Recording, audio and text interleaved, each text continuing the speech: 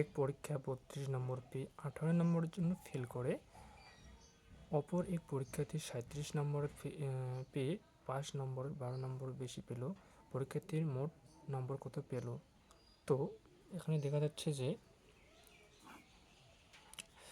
এই 32 মাইনাস 37%, ঠিক আছে।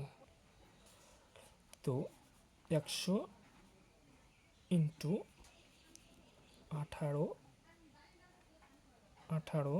প্লাস 12, ঠিক আছে। তো যোগ করে কত আসছে? 100 ইন্টু 12, 12 আর 18 কত হচ্ছে? 12 20, এদিকে 8 আর 2 30 হচ্ছে 30 ইন্টু 5, তাহলে কাটাকাটি করলে কত আসবে?